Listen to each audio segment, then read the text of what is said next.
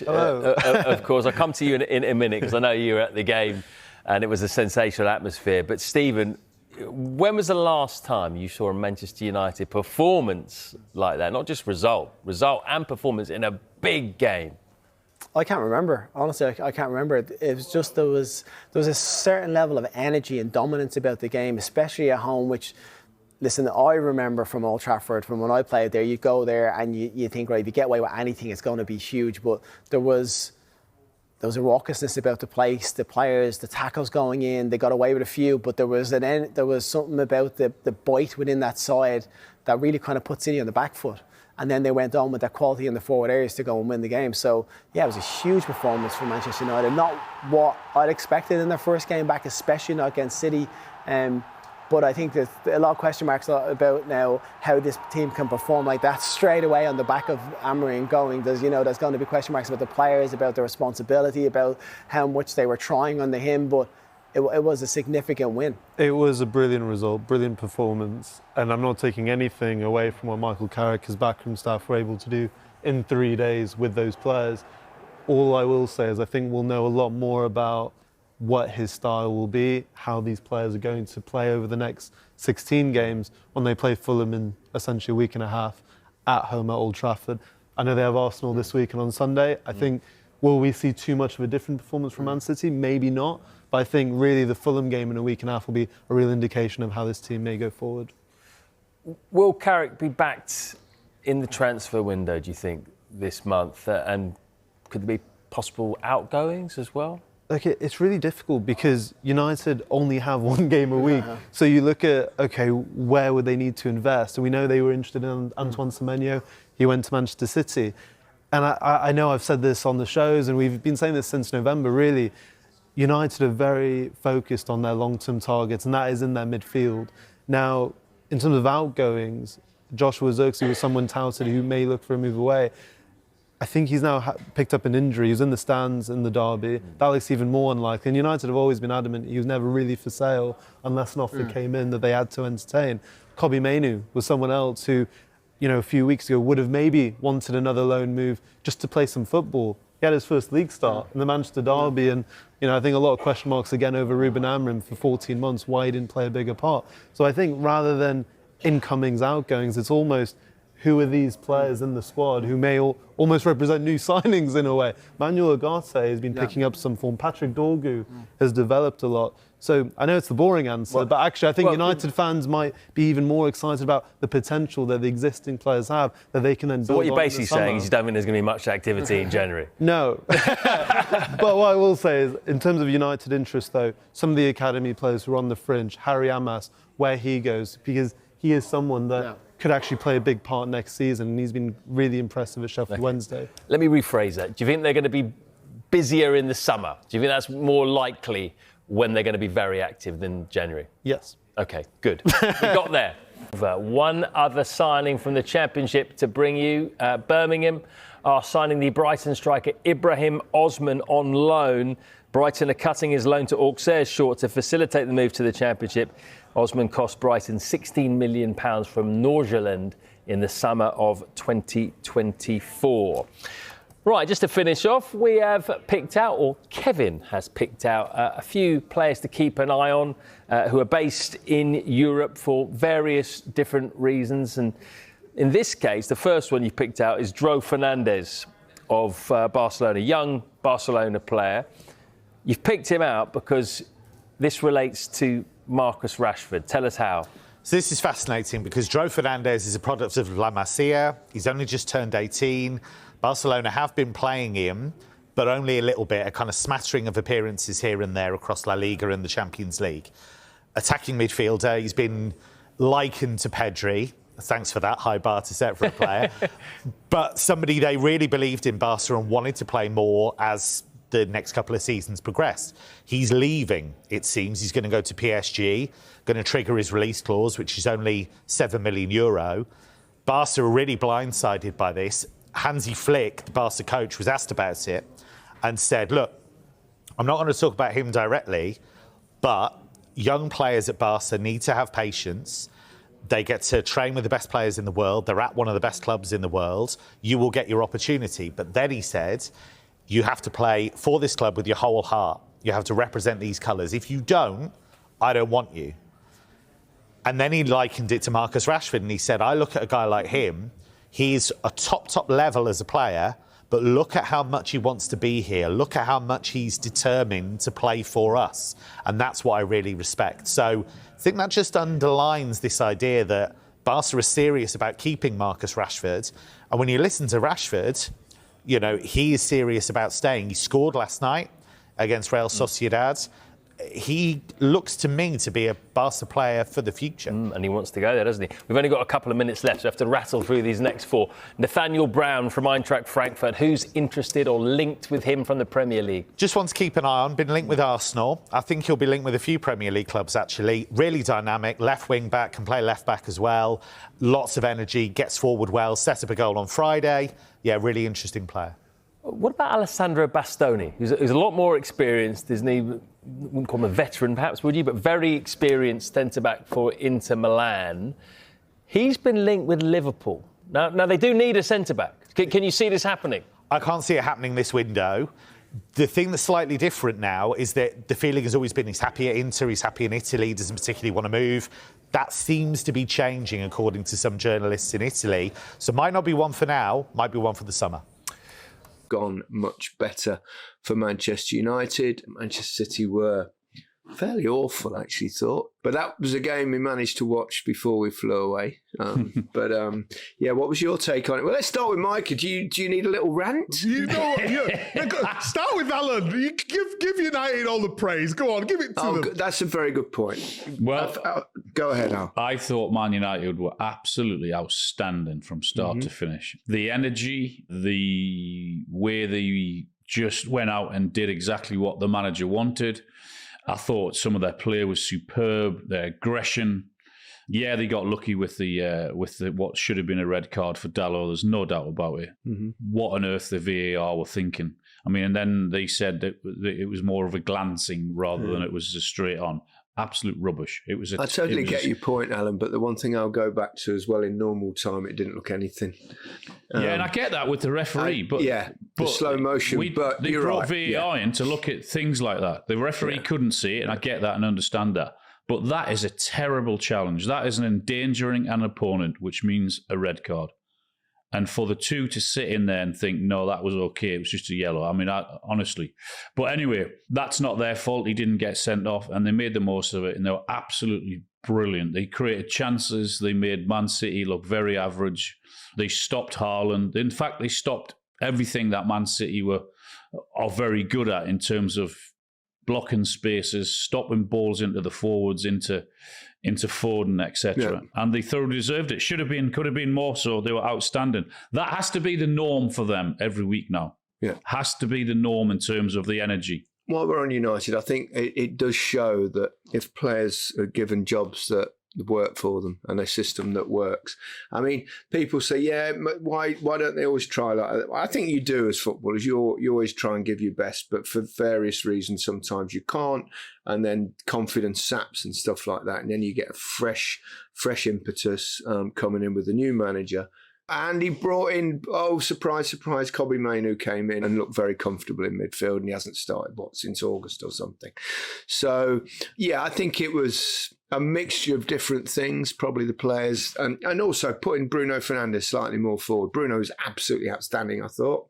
And it just looked more like a fit. You got, I know he's been away on Africa Cup of Nations duty, but Ahmad on the right, but not playing as a wing back. And I mean, players that suit the positions, and they just look more comfortable in their roles, and with that comes an energy, and with that comes an enthusiasm and a belief. Yes, you're right, Alan, they've got to maintain that, and they've got every chance to do it. They're not going to be playing too many games because they're not in any cup competitions now, and not in European football. So they need to work on that, and they're very close, of course, to Champions League spots. And so there's, maybe some reasons to be cheerful for the long-suffering people, poor fans at Old Trafford. Can I ask Fire away, Micah. Fire away. Before I go, can I ask you guys a question, right? If you're going to play against Manchester City, how would you score against them? Just a simple question. What counter? Exactly. Exactly that. Because the big gaps they've got and they're playing high. Man City are going to dominate the ball. We all know. You don't need to be a rocket science to know that. So when Man United was setting up in the way, you knew exactly what they was trying to do. So when Rodri got caught upfield, and Bernardo Silva, and Rico Lewis, when he goes from right back into centre midfield, one person has to stay in the middle of the pitch. The first goal that they conceded, I was so stressed out about the situation. Shirky's taking the free kick. And whether it's a good free kick, bad free kick, whatever, we all know, and I've said this from day one, offensively, he's fantastic. Defensively, he's starting to work more, but in them defensive positions, you can't count him at the moment. So I'm looking at Rico Lewis's position, and I'm not having a dig at Rico Lewis because he's set up at the edge of the box, waiting for the second balls. But there was Fernandes and someone else behind him. So if the ball breaks down, you've got a 3-on-2.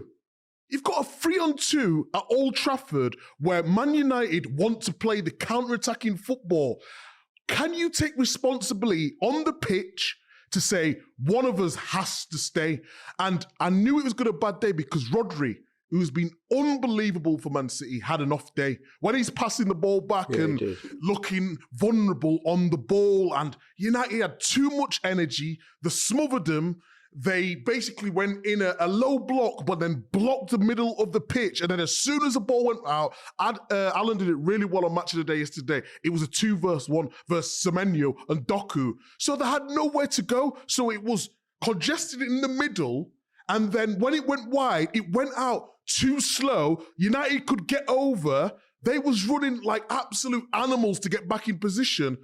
So Man City couldn't break them down. And then they just allowed them to go through the middle of the... I was thinking to myself, what is going on here? I couldn't believe what I've seen for a team that is so balanced normally in terms of getting the ball back, knowing their positions, retaining the ball. But then against United, I don't know if the emotion took it out of them or United was just better on the day, but that's one of the poorest I've ever seen Man City in a derby, and I'm talking for 10, 15 years, that long. Pep had one of his kind of, let's say, intriguing days where he obviously played two youngsters at the back in Elaine and Kusanov, and then didn't play O'Reilly at left back, put Ake at left back rather than in the middle, where he's at least got a bit of experience in there, which was quite baffling. He took Phil Foden off at half time. Now, in the first half, I thought Phil Foden was the only bright spark for City. He didn't always go his way, and his corners weren't very good, but he did look busy in there. So he made, the one he took Haaland off with 10 minutes to go when he's 2-0 down. It was one of those days when I was thinking, he's having one today. He's having one. No, but I don't, in terms of the centre-back partnership, I thought Kusanov and Elaine at Newcastle were brilliant. Yeah. And they coped with the atmosphere really well.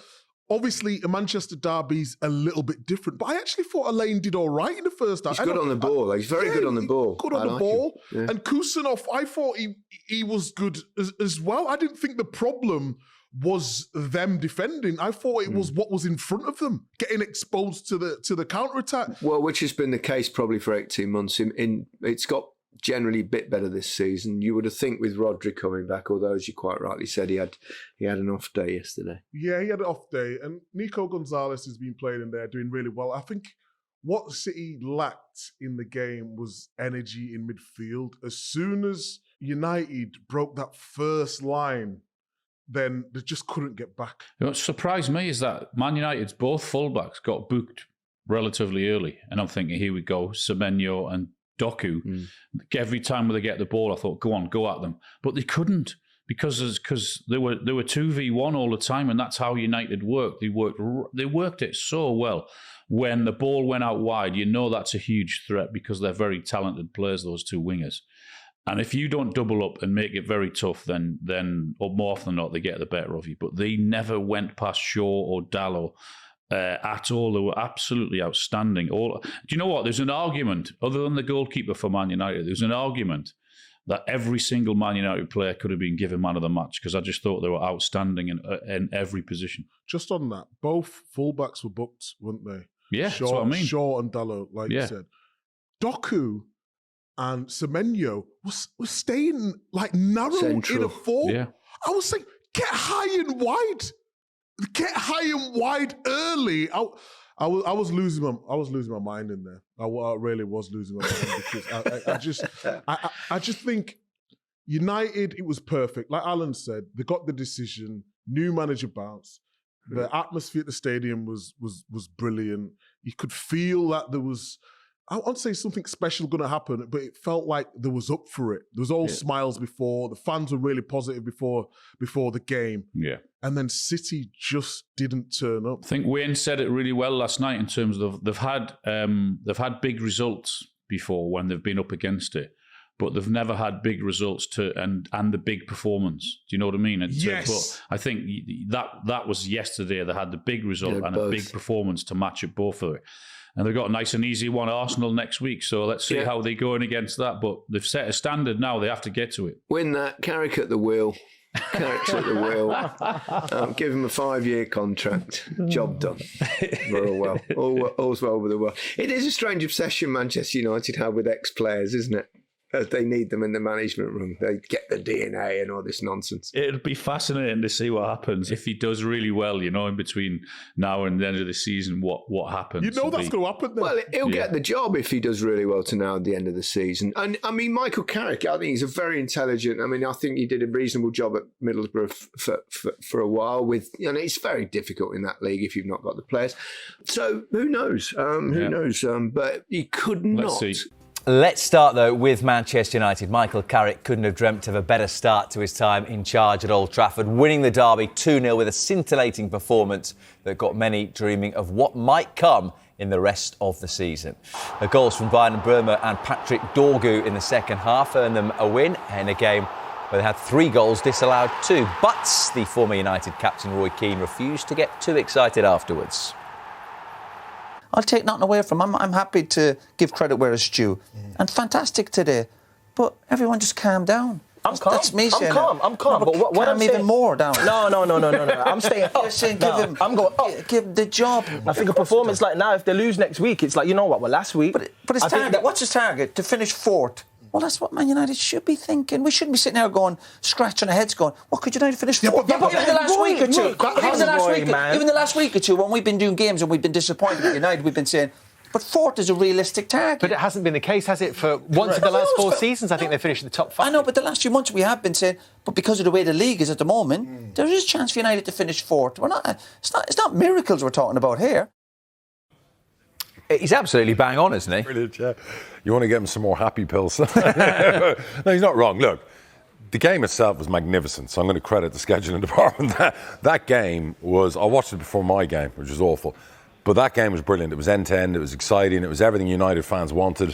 What Carrick got them doing in the space of a couple of days to defend him was just bodies on the line, breaking quickly, breaking with pace, everything the crowd at Old Trafford want, and some great goals. And they could have scored 4 or 5. I mean, I thought Mount's goal should have been allowed. I can't believe that was offside, the third one. But Keane's right, of course. Look, Man United are one of the biggest clubs in the world. Nobody should be getting excited about, A, winning a derby, B, aiming for 4th place. They should be looking at bigger things. But for now, after what we've just seen with Amarin and the snooze fest some of those games were, as a fan, you've got to... I sometimes say to my manager, because I see his face when we win a game and he's not entirely happy, enjoy the wins.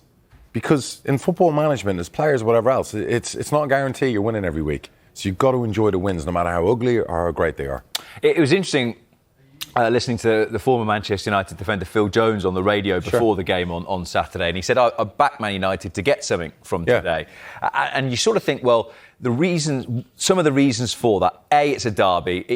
As you just said about bodies on the line, if you can't get your bodies on the line in that game, you may as well pack it in and go home. But it's almost like a replication of society's desperation for short-term fixes and dopamine hits that get someone who is vaguely related to Sir Alex Ferguson, DNA of the club. It's all great. Will it be great in 2 weeks' time when they're at home to Fulham? And that's where United have let themselves down over the last few years. Every time they seem to get some momentum and you think, oh my God, here they go. Here they go now, this big, magnificent football club who haven't won a title in so many years Are they ready to break out again?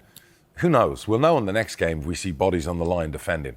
We'll know in the next game if they go out and should score 4 or 5 against their next opponent. So if that's... Arsenal, so probably not. OK, well, we don't know that. No. Now, if they go to the Emirates and do that, then everyone sits up and takes notice. Because if they can go there and beat 2 of the best teams in the league, and comfortably, by the way, that Man City game wasn't a fluke. It wasn't, oh my God, they nicked it like Amorim nicked a couple of games against City and Liverpool. No, that was, for me, I thought Man United in the attacking areas dominated. So if they go and do it at Arsenal, you're then looking at this guy and going, well, you got an outside chance now. Are you, though? Because... You have to. But is this not... He's in the hot seat. Yeah. So take me out of it. The only way you take me out of it is if I lose. But if I keep exciting the fans, if I keep the pundits and media people talking about how we're playing and the different style and the crowd are back behind us and that excitement and the owner sitting in the crowd on Saturday looking at it all and taking it all in, it's going to be very difficult not to hire him. Is there never a scenario then where, as an owner, and this is the point I made where I sat in this exact seat last week on the Premier League show and said, with something like this, do you not have an adult conversation and say, it's 16 games, no more than that? I don't love an interim. So, and I've given someone interim in charge of my club and then gave them the job because they won a load of games, and I shouldn't have. And I knew it was wrong. It was very difficult not to.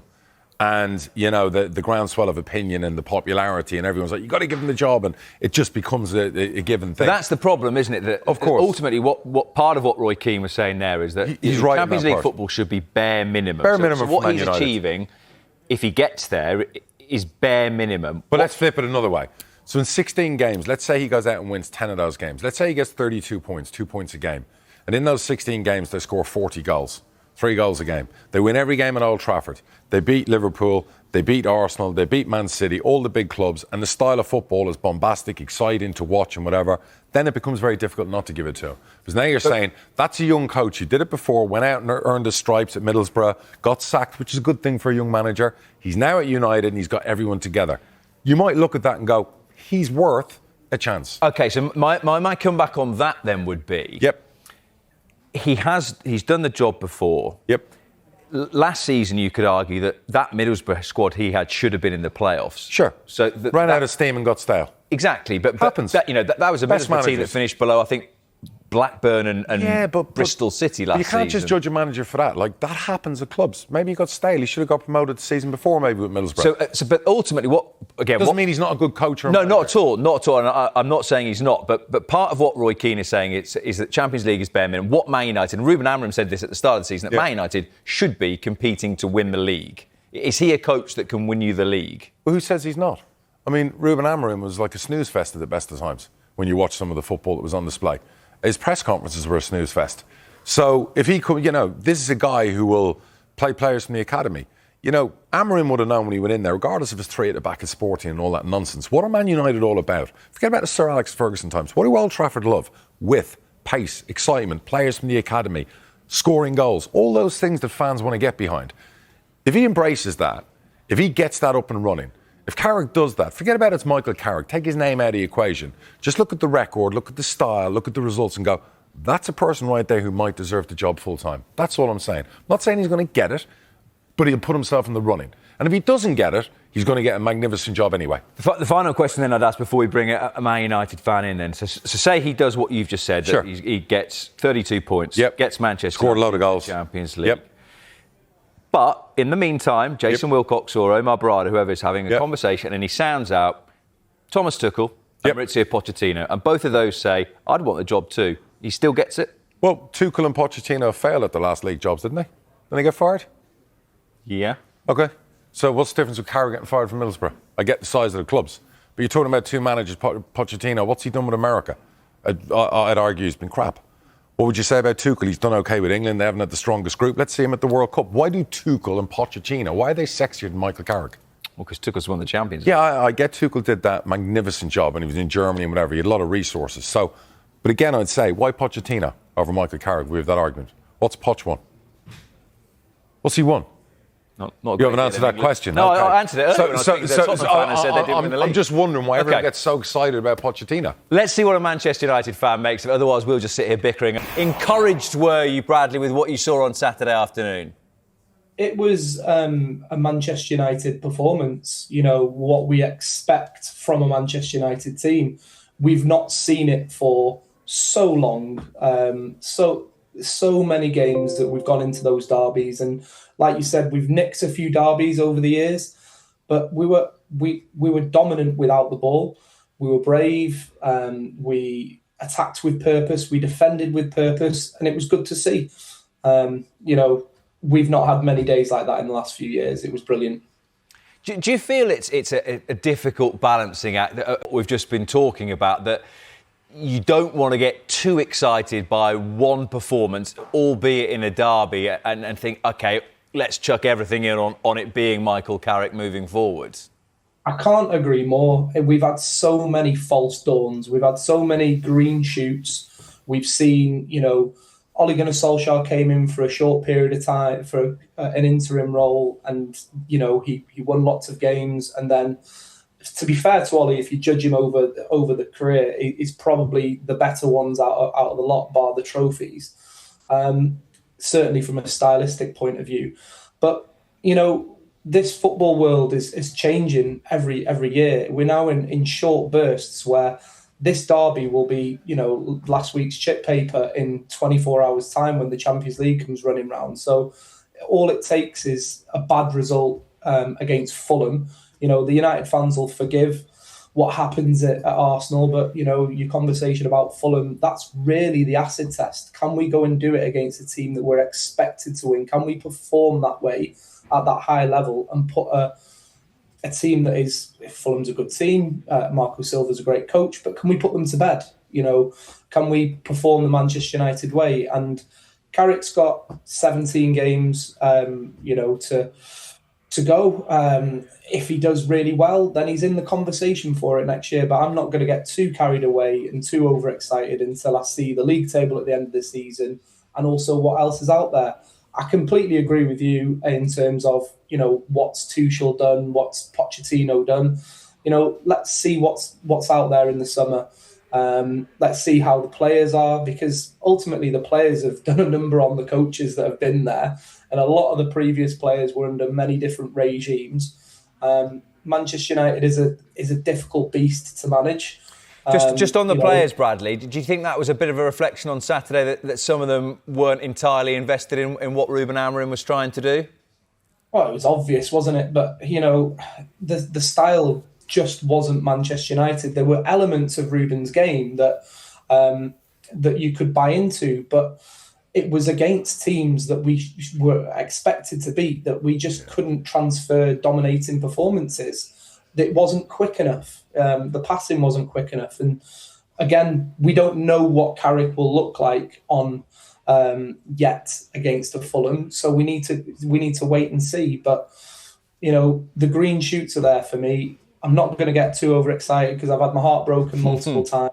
That sounds like every football fan in the world, Bradley. I've also seen my club lift the Premier League trophy 13 times. That doesn't sound like every football fan in the world, Bradley. Thanks for dragging us back down to earth, everyone else who hasn't seen that. Just on the thought process then of those above the manager, we've also seen, I guess, part of Ruben Amorim, and we touched on it earlier, talking himself out of a job and saying that he maybe wasn't supported. He got what he wanted.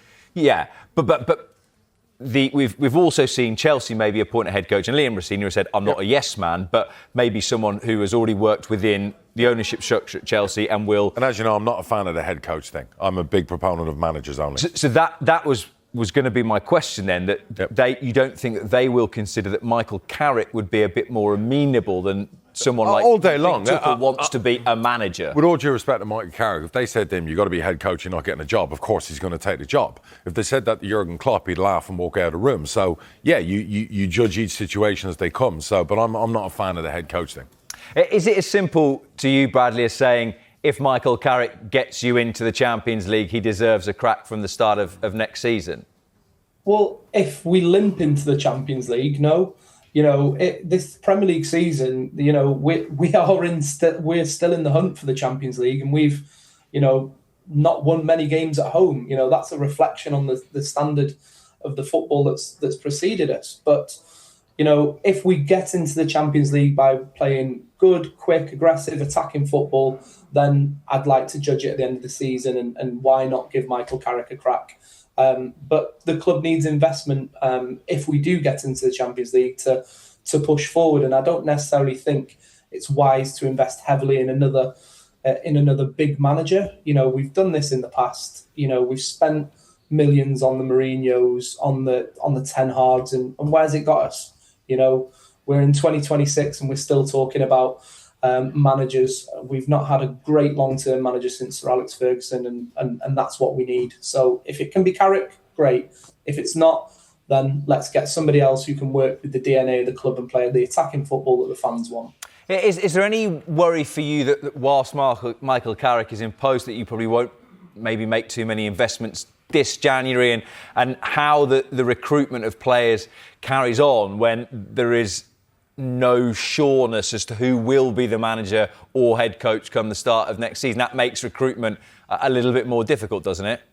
Yeah, and that's practically why Amorim got sacked. You know, it wasn't because of the results, because we're in a strong position. It was because the club simply didn't want to spend the money to invest in the players that he needed to play that system, and he wasn't willing to take players from the youth team. You know, he showed it with Kobe Mainoo. He was unwilling to use the game against Leeds. It wasn't his press conference that got him sacked. He had the exciting Shea Lacey on the bench and a tired 11. And Manchester United's about winning games. And when you're drawing 1-1 away at Leeds United, throw on youth. You know, if we go and lose that game, a United fan wouldn't care if we went through the kitchen sink at it, you know, stuck an extra couple of minutes for it and got beaten on the break. But try to win, you know, and that's what Amorim just simply didn't get. And he wasn't willing to throw the youth in there, which is what we're all about. We've said it a few times, Bradley, so we'll finish with both you and Dara answering the question. You said a lot of if they get the Champions League, if they get into the Champions League, will they? I think they will. I've said it from the start of the season. The squad's good enough to do it. And ultimately, Bruno Fernandes is fit again now. He's the best midfielder in the Premier League. He showed that again on the weekend. And, you know, he's being supported by the likes of Mbeumo, Cunha and Ahmad. So Sesko's starting to turn up as well now. So I'm quite excited for the rest of the season. I wouldn't be surprised if we went and lost the next 5 games, because that's what being Manchester United's all about at the moment. But, you know, I expect a Champions League football. Will they? Yes. They might even push for third. OK. That was great as well from you. I'm quite excited for the rest of the season, but we might lose the next 5 games of the season. Bradley, thank you very much. Great to speak to you this morning. Thank you. Indumentaria, la Kings Limited Gold Edition. Solo hay 50 unidades de todos los equipos y también puede ser vuestra entrando en kingsleague.pro. Así que es los datos a tener en cuenta en cuanto a indumentarias. Gran partido, Gonzalo, Gerard, el que tenemos por delante. Ojo, ojo, estilo La Bombonera, estadio de River. Hostia, más minutos de retraso en el inicio, ¿eh? Ya tenemos lío. Lo llamó Edo, dibujando la parábola sobre la banda derecha, donde en el vértice del área aparece Nadir. ¡Nadir para adentro! ¡Gol! De Nadir Lua, que tiene una facilidad pasmosa. Encuentra a Pablo, qué balón para Nadir para el segundo. Se tafa de Cócera, es un golazo. ¡Es un golazo! Señoras, señores, bienvenidos al show de Nadir Lua. Pibe. El mejor. Vamos haciendo espionaje, ¿eh? Vaya mierda dado, pibe. Va, ya te puedes ir a la cúpula a comer, va. Tiene que salir Cócera para entregar hacia el centro. Se la regala Coy, le puede pegar Coy para adentro. Vaya chicha, nano. ¡Gol! De Porcinos Óscar Coy. Pues sí. Pero es que, señores, que no te lo dije. Tenemos comodín. ¿Cómo lo usamos? Penalti. Penalti. ¿Será penalti? Vamos, Cuni. Puede meter en el partido a Cuni. Jordi para adentro, qué golazo. Wow. Dios. Gol. Eso, Vamos con Nadir Lua y con Laura Vizcaíno. Pues sí, Nadir, 2 goles, victoria y a cuartos, enhorabuena. Sí, sabíamos que el partido iba a ser muy importante porque veníamos de una muy mala dinámica. El equipo ha estado bien, sufríamos defensivamente y creo que hemos estado muy juntitos y nada, primer objetivo cumplido. Os espera Science, rival complicado, imagino. Sí, empatamos contra ellos y shootout perdimos, ha quedado segundo por algo. Nada, concentración, confianza con nosotros mismos y intentar ganar para el sábado estar en el Wizzing. Pues lo veremos mañana, mucha suerte.